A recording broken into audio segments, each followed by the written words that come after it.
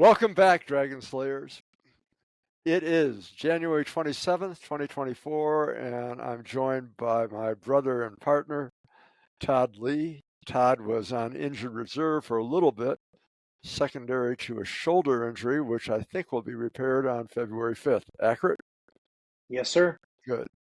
So today, we've been talking about the impact of technology and how we think, and I thought I would just begin with an overview of thinking back to my generation.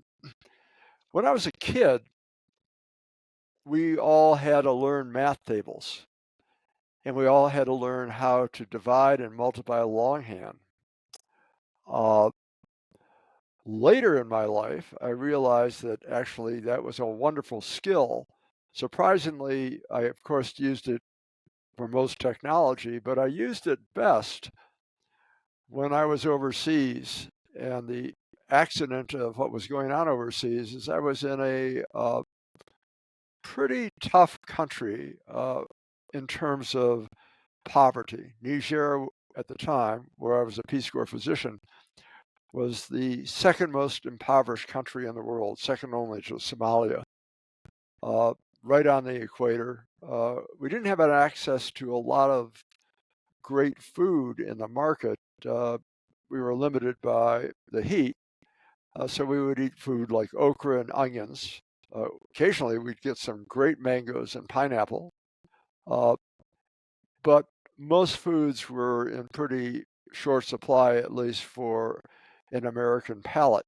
At the time, I played a fairly decent game of basketball, and I recall playing on a court, which was actually the American Embassy court, meeting the ambassador who alerted me that he was appreciative of the care that not only I was giving to the people of Niger and the Peace Corps, but also his American embassy colleagues, and actually took care of the Israeli army as well while I was there. And he said, you know, Doc, if you'd like some real food, you can come by for our Sunday buffets. And I said, wow, I'd be all over that. And he said, but you're going to have to learn to play poker. And it's a tough poker game. Well, my mother-in-law sent me this wonderful book by a fellow named Yardley called The Education of the Poker Player. And above all, I was a student. So I studied Yardley's book and proceeded to play poker, realizing at the time that I not only had to judge my competition, but I had to calculate quickly the odds of drawing to various hands, whether I was playing 5-card stud, 7-card stud, draw poker, or whatever. So I was constantly calculating odds in the process of the game. Well, the end of the story is I spent 2 years in the Peace Corps. We didn't get much money as Peace Corps physicians, but I had accumulated enough money from the poker games to buy a brand new VW, a beautiful set of lenses and a Nikon camera, and some tape recording equipment. And that's probably how I have the really important question. Sure. What Volkswagen did you buy? It was funny. It was a Beetle, the classic 1968 Beetle, manual Gotcha. transmission, no air conditioning, Carbureted. of course, but it was a great little car, and I drove all over Europe on it. It cost me $1,240 in Belgium. Wow. Thing's worth $100,000 now. Yeah, whatever. And you know, I drove it in residency, and then when I left residency, I sold it for more than I paid for it. I only wish I hadn't sold it. It was such a beautiful vehicle. Dang, I love them. I've had 14 Volkswagens in my lifetime. Did you have the 68? The 68 was really a breakthrough Beetle. I had a 68 Squareback, the Type 3 station wagon. Uh-huh. Okay. And then I had Anyway, Scott had a 69 station wagon. But yeah, we had a lot of Volkswagens when we were kids. they don't make them like they used to. No, sir. No, in fact, even I could work on those suckers. Absolutely. Yeah, because you know the engine was right there.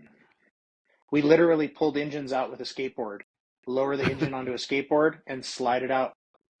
Well, here's a funny story. When I was in medical school, I had a roommate, a guy who's a good friend, but somewhat a bit entitled, and we had rented, five of us had rented this wonderful farmhouse while we were in medical school, which was a great place to run. It was, by a river. It was a delightful place, and it actually had a basketball court in a barn associated with it, so you could shoot baskets It was your in a barn. dream hangout. It was your dream spot.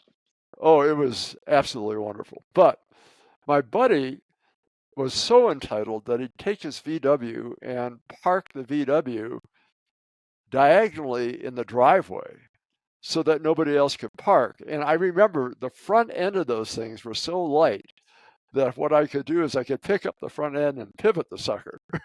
Absolutely. Yeah. Okay. Well, let's get back to it. Anyway, in for the distance between my generation and your generation, Todd, is calculators were permitted in the classroom. So kids learned to use calculators. Now, what was the consequence of that? The consequence of that is kids of your generation, now adults, have great difficulty dividing and multiplying in their heads because they never really learn the math tables well, right? I don't agree with that. Oh, you've got the math tables ingrained in your head. Yeah, I would say that maybe someone a little younger than me, probably in their 40s, would have that problem, but we were forced to learn it all. Okay, so you're part of my generation then. You learned the math tables. Yes, sir. Okay. Let's fast forward a few more years though. And now we have mobile phones, which draw all sorts of attention for kids, which distract us. In fact, I would say, I don't know if you agree with me, but if I were to somehow lose my Apple phone, a fair proportion of my brain would go with it. Right. I'm I, very I had dependent. one of my favorite professors in high school was one of my math teachers, and I'll never forget him saying, "You have to learn these math tables because it's not like you're going to carry a calculator around in your pocket." And Well, guess you what? had a great math teacher. Good. Guess what I Did you have in learn my pocket algebra? now? Did you Yeah, learn algebra and absolutely. geometry? Good. Algebra, trigonometry, calculus. You did it all. I did. Good. That's why you're a smart guy. Well, I used all those things because I was a it's competitive sailor. So it obviously I used scared me and geometry. right, it scared me into becoming an art student. The math. Right. Well, I had so much math in high school that I became a philosophy minor in college. There you go. So moving on, studies have indicated that people or kids who are dependent on the phone, they're dependent on the computer for stimulation, video games has really changed things so that we no longer have the capacity, I believe, to internalize imagery quite as well as people of my generation have done. For example, I don't know if it's true. When you read, do you visualize what you're reading? I mean, you're not conscious of what you're reading. It just comes in, right? So I'm not a huge reader, like as far as reading words on a page, but I'm a very avid audiobook listener. Okay. And you And can so listen in that way. yeah, and when I listen, I definitely see what's happening. And when I read, I just don't read as much as I listen. I consume a lot of audiobooks.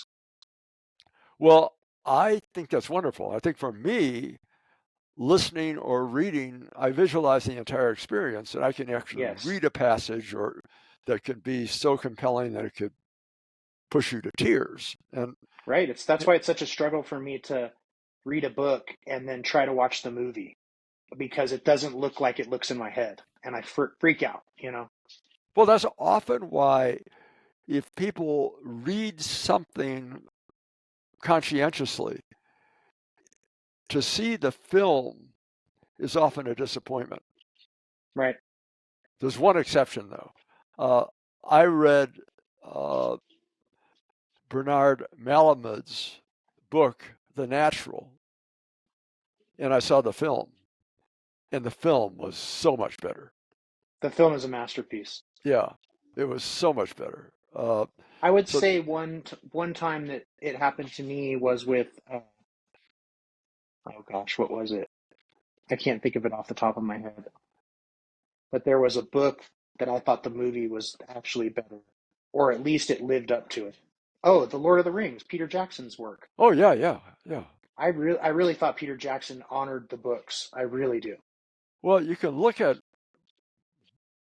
film like that where you're able to, using technology, manifest what Tolkien had in the book, and you say, "Wow, son of a gun!" Uh, That's the yeah, Balrog. Holy shit! Right? yeah. So yeah, that does it. But the concern is, and it's really been established, that the kids who are so dependent on electronic media are more likely to manifest attentional problems, retention problems, as well as social problems. And so there is that evidence that there is a downside to all this technology. Right. Well, Now there's an ups. you mentioned video games, and I'm at a very rare age where I saw the invention of video games, and I've lived with video games my entire lifetime. Video games are about 50 years old, and I am about 50 years old. So, On the other hand, uh, in wartime, the kids that were trained on video games made much better pilots. yes, sir. Yep. Have you read the book Ender's Game? No, tell me about it. So, it's a science fiction story about a kid who, him and all of his friends, play this game, and it's heads up dogfighting fighter game, and they all play it. And long story short, by the end of the film, he finds out that he wasn't playing a game, that he was actually fighting in real wars with a remote control jet that he was playing, thought it was a game. But at the end, Uh-huh. they were all fighting in a real war. It's Wow. incredibly well done.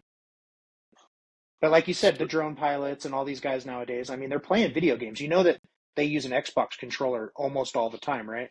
The well, the drone other thing pilots? about it is it dehumanizes killing, Oh gosh, yes. which But is I'm frightening. gonna defend video games to the very end, though, just so you know. That's might be a disagreement between No, us, no, no, but no, no, no, no.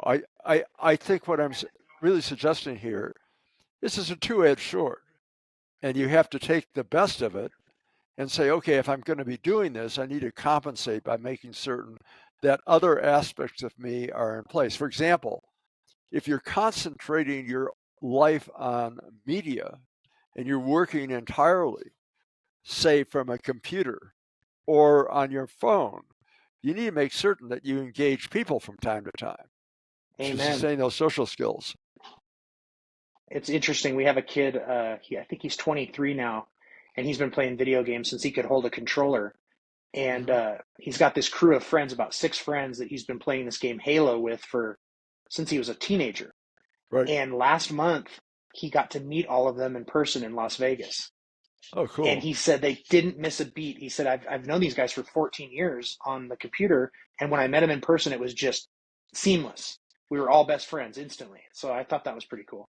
Well, the other thing that it did for you and me is that both of us are kind of nerdy. And Yes, sir. it allowed us to interact with people that perhaps without all of that technology, we couldn't have interacted with very well. Right. I think that for some certain personality types that it did help them open up. So But let me, I grew up before the online gaming. You know, a lot of the kids that are like in their 20s, they grew up with that headset you're wearing right there, right? So they're mhm. talking and they're playing the game and they're talking.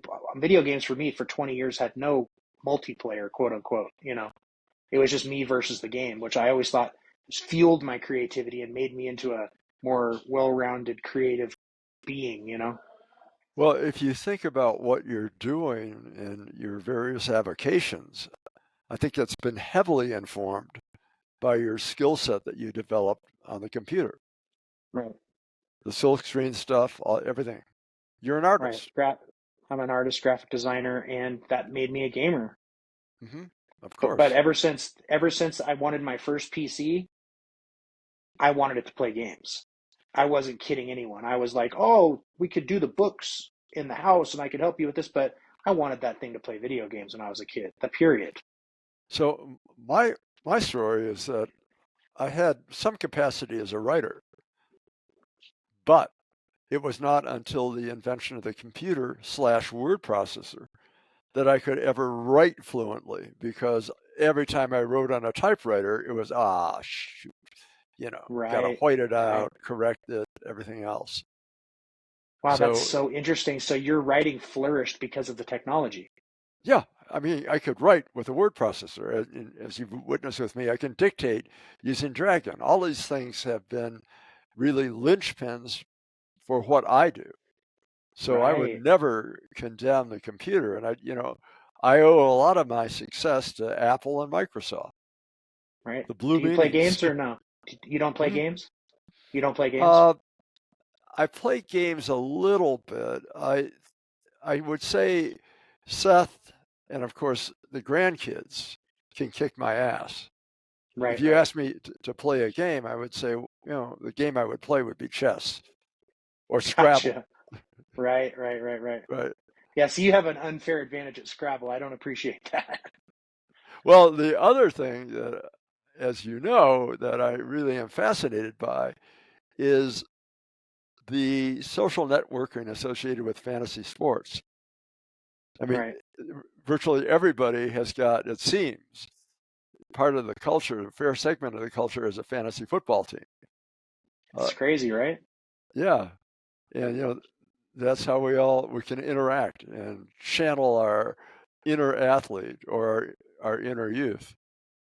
I say it all the time that fantasy football is World of Warcraft for jocks. It's it's just a video game for jocks, period. It's Yeah. so interesting to watch them get so involved. And I'm like, and you make fun of kids that play video games, but look at you with your fantasy football team. Well, the other thing is really funny. If many leagues are, of course, one league that I'm participating in now has got a lot of really high-end people. Former CIA guys, uh, Right.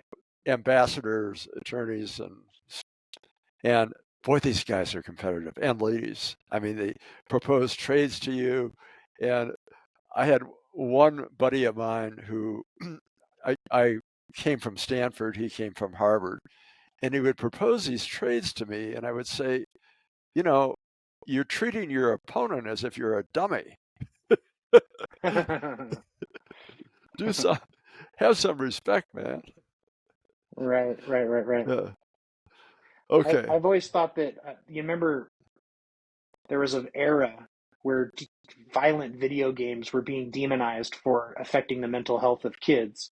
Hmm. And I would argue that social media dwarfs that impact that video games were having. I think social media is dangerous. Oh, you are absolutely correct. I think that you really are correct. I think that the problem with it's okay when you look at video games and realize that it's fantasy. Right.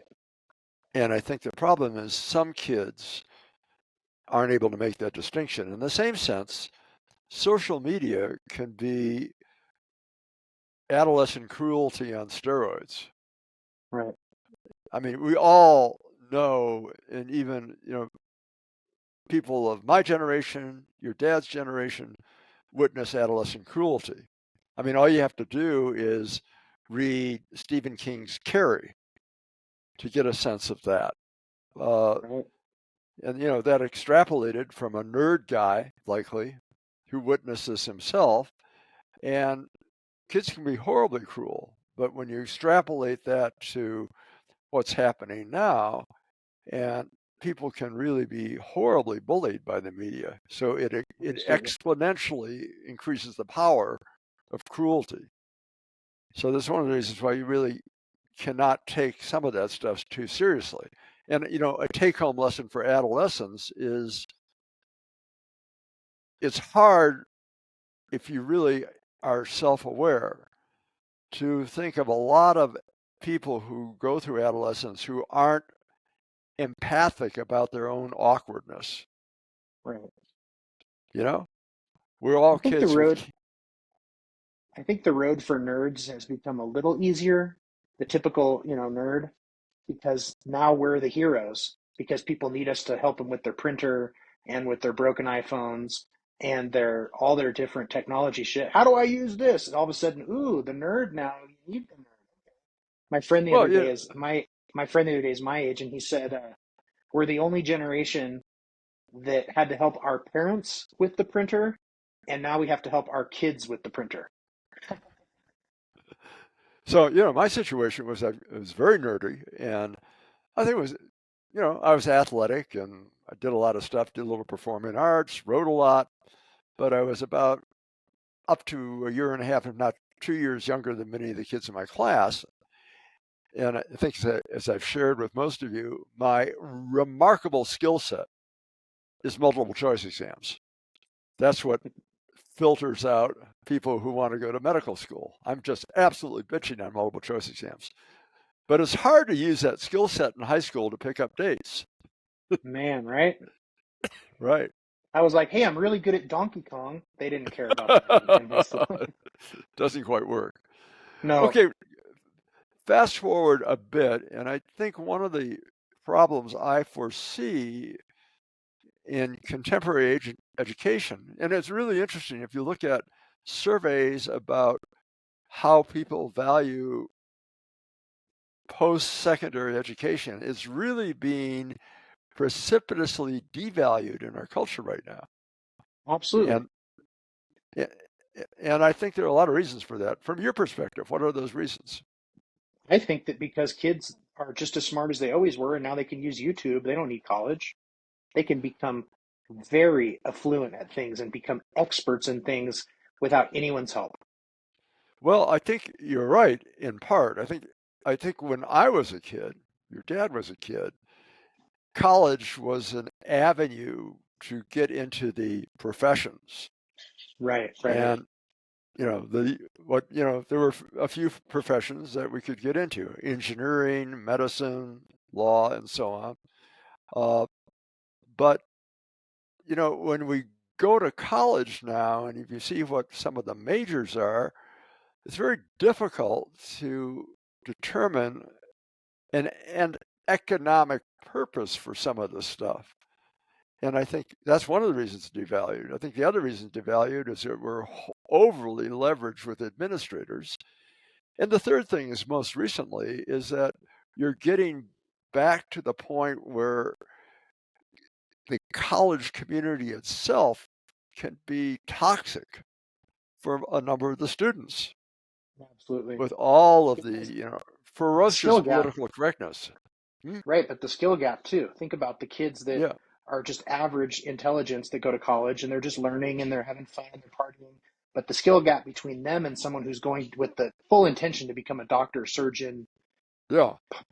all of those types of things, the skill gap between those people, they just aren't even, they're not even, they don't have anything in common anymore.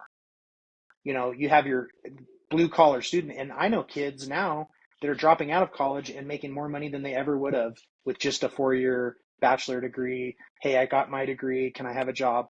Versus learning a real trade skill or something and getting into plumbing or electrician or any of that. They're killing it because the world is full of intellectuals, no offense, but no one knows how to fucking fix a toilet. Well, no, It's so I'm with crazy. you. I mean, if you have a craft and you do it well, you got it made. Uh, Seth describes himself as a family underachiever.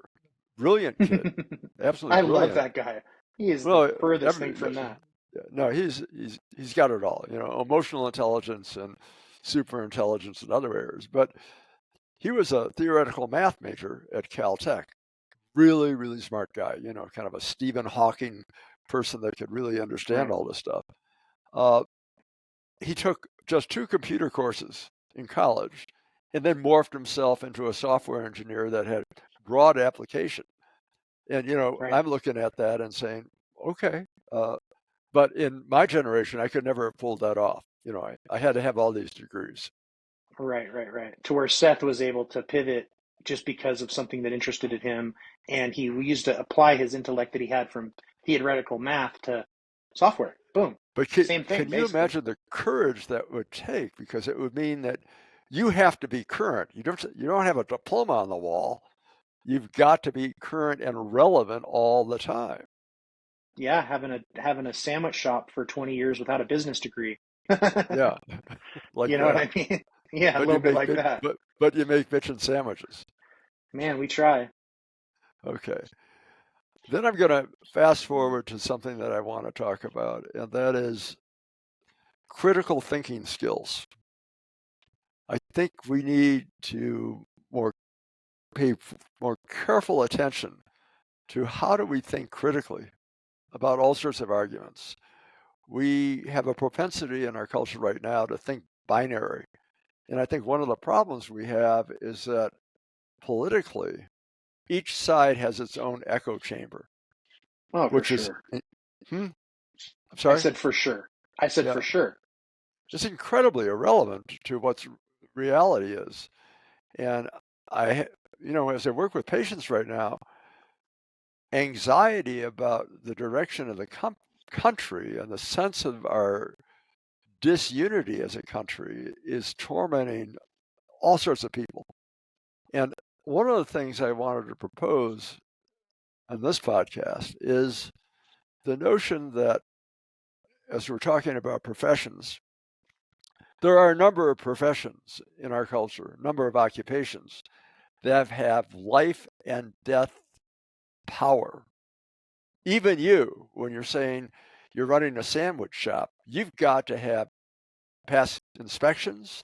You could Yes, sir. kill people if you didn't take care of your food, didn't have proper hygiene, and so on. As a physician, obviously, I've got to pass credentialing exams. Judges need to meet certain standards. Airline pilots need to meet standards. Even professional football players have to take a Wonderlic test Right. to make certain that they've got enough gears to understand a playbook. But anybody can become a politician. Exactly. Anyone can become a politician.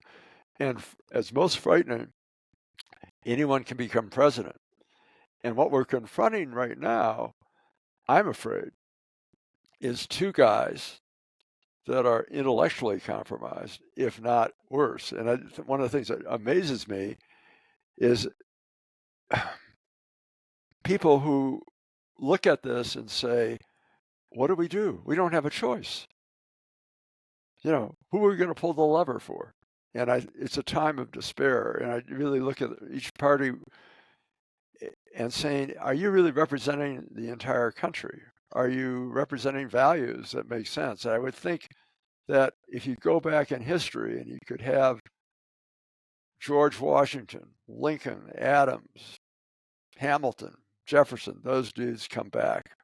Or even most recently, someone like Barack Obama. I voted for him. I don't agree with everything he said. I think his anti-colonial policies may have negatively informed where we're going as a country. But at least he had the gears and he had what seemed to be the genuineness to pull us together. Right. And I if felt hopeful. I felt so did I. genuinely hopeful during that era. Well, he did generate False. hope, and I think he was the apotheosis of people of my generation that were campaigning for civil rights. I mean, okay, this is our chance. Right. But what we have right now doesn't meet standard. And Right. I'm just hoping that somebody figures it out pretty soon, ideally before next November. It just scares the hell out of me to see what we're going to be confronting with next November. Well, the rate at which it devolved is terrifying. Do you know what I Yep. mean? Oh, no, I do. I get that. I get that. I mean, before we knew it, we were talking about paying off hookers and porn stars, and we're just like, where? What the heck? What? Where Yeah. did the, What? you know? Yeah. Now we got this guy we got one guy who I have serious doubts about his capacity to think through a speech and the consequences of that and what his real priorities are in this country. And, if you look at the whole open border question and the downside cascade of that, and as we talked earlier off camera, that isn't about immigrants. It's about selecting in immigrants that are dependent on government, because those of us who are working with Latinas and Latinos who are trying to get citizenship, it is an enormous challenge. Yes, you're going to say something. I was just saying, yes, I'm dealing with immigration with a Latina Yeah, trying to get citizenship in the United States with my sister-in-law, and it is a of course it is. And I've got a woman who works for me now who's a wonderful lady. She was a former CPA and hospital administrator. She's been trying to get citizenship for years. Can't get it. But people are coming across the border who will be dependent on society. You wonder what's the calculus there? The calculus looks like it's full employment for some politicians, and right, it's really right, right, frightening. right. Yeah. I don't want to go So, too far down the political rabbit hole, but I hear what you're saying. oh no, well, for some of us, that's how it's perceived. It doesn't make a lot of Right. sense. I Anyway, agree. I think we need to have a credentialing exam for politicians. I think we need to have certain Like the bar. intellectual. Like the bar. Yeah, we need certain intellectual and ethical standards that must be met in order to be a politician in this country. Otherwise, we're toast. Man, it's not looking good. I hope that the level of despair and disgust is so great that something will happen before November. I hope we can come up with something better than we have right now, but it's a remote hope. It's a Hail Mary, if you will, politically. Hopefully the whole country doesn't implode because I'm trying to make some business moves right now. Yep. Okay. Well, Dragon Slayers, I hope we have not burned your ears too much on this subject. I'm glad to have my brother in arms back in the game. And Brother in arm. I only have one arm right now. right, okay. Well, soon there'll be two, and soon we'll be in a real professional studio again. Yes, sir. Okay. All right. Todd, anything else you want to say? I thought you were going to go in a little bit harder on video games being a negative impact on society. I'm glad you didn't do that because I didn't want to have that conversation. No. I think it is a two-edged sword. I think Yeah, it's it's a balance, and I think the balance I do is agree that. Yeah, I do agree that you shouldn't put your 8-year-old in front of a video game that's shooting and killing and all that stuff. I was lucky enough to grow up with a Nintendo and get the slow, gradual. By the time we were shooting people in the video games, I was an adult. You know what I mean?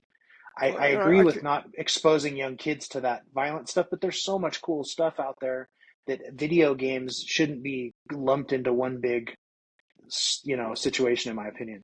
well, I think I'm a hell of a lot healthier because video games weren't available to me when I was a kid, because I would spend my leisure time playing sports. Right. I'd study and You play mean sports. physically healthier? Yeah. Oh yeah, I sat on my ass a lot playing video games, and it turned me into a guy who likes to sit on his ass and play video games. But I don't Right. know, I love it. It's one of my true things I love in this world. Like not Well, having two hands right now mhm. or two arms has made it really tricky to play video games. Well, we're gonna get you back to channeling your athletic self soon, as soon as Yeah, you and I'm get. going to be Yeah. channeling my athletic self too. You're right. You're right.